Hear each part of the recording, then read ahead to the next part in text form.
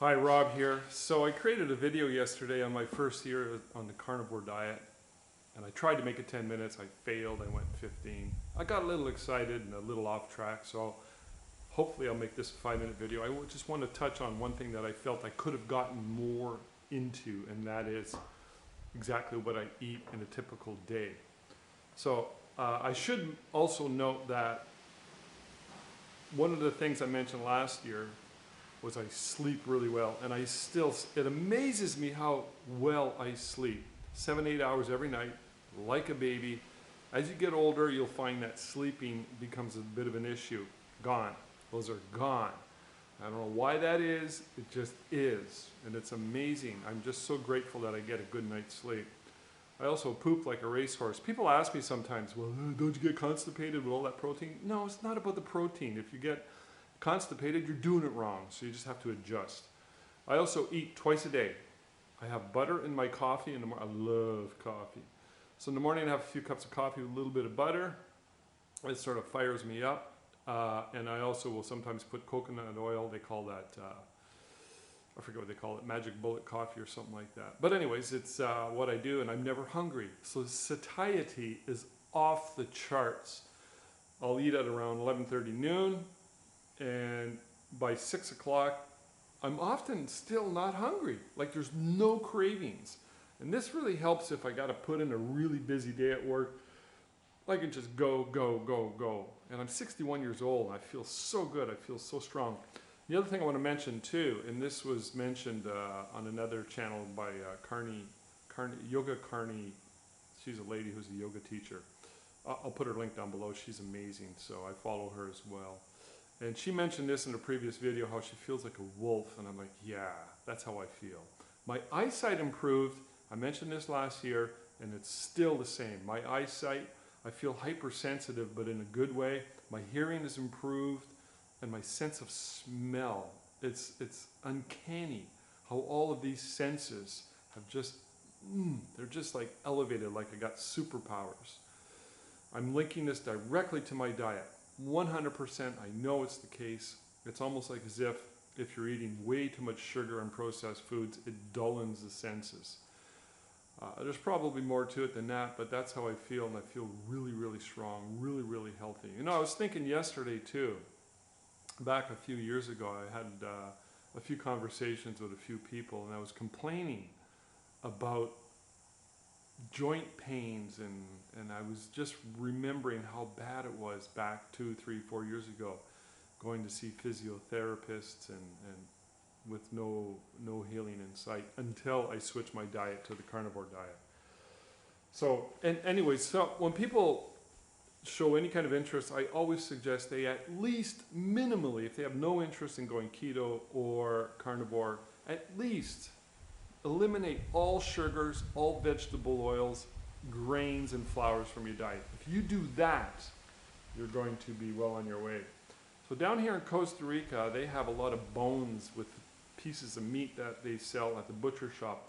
I find that that's not available in Canada. However, maybe I'm not looking hard enough. But down here, it's delicious. It's a national dish. They make a stew.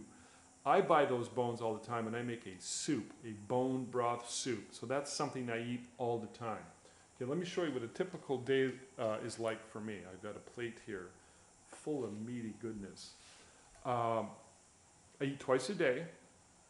Literally, I eat peanuts sometimes as my cheat meal. And if I had endless amounts of cash, I'd eat ribeyes and prime rib. But I don't. Some people say that eating meat's really expensive. It's not.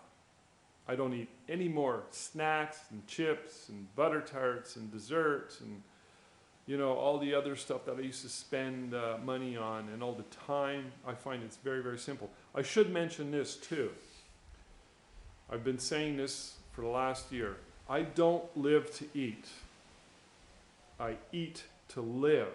This is for lifestyle and health. I want to be in optimum health. So if you're a foodie, you're going to have a really hard time with this. You're all obsessed with all these different menu items and meals.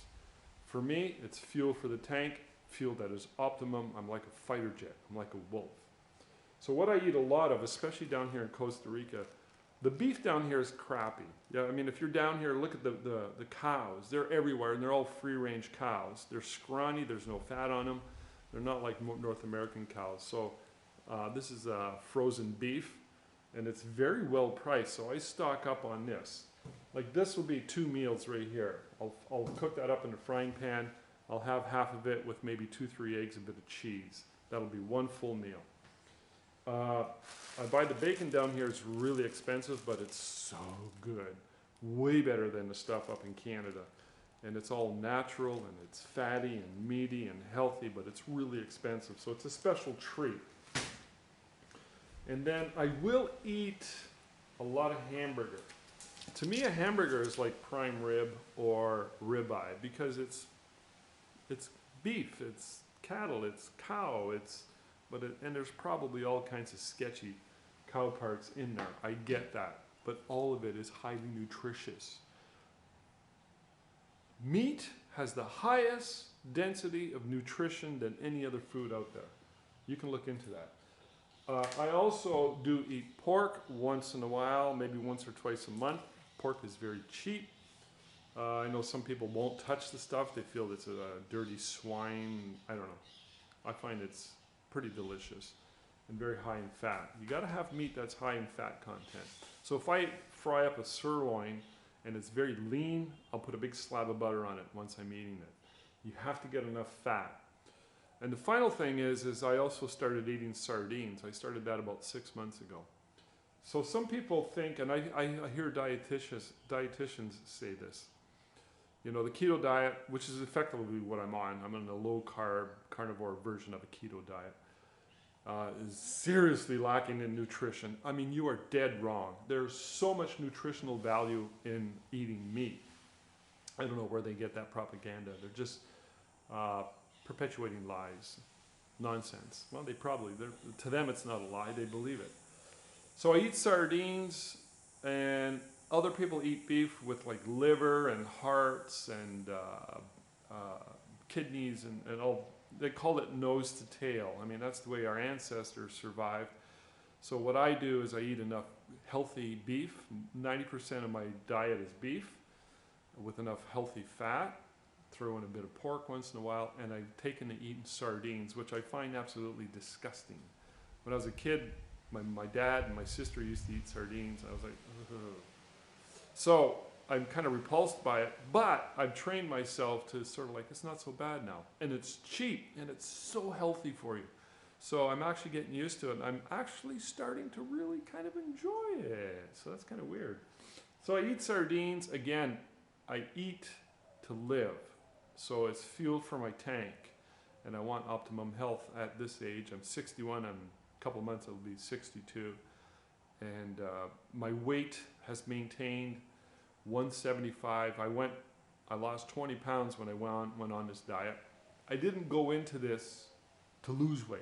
It was just a side bonus, and I feel like, and I have the same weight that I had when I was a teenager. So that's what I eat.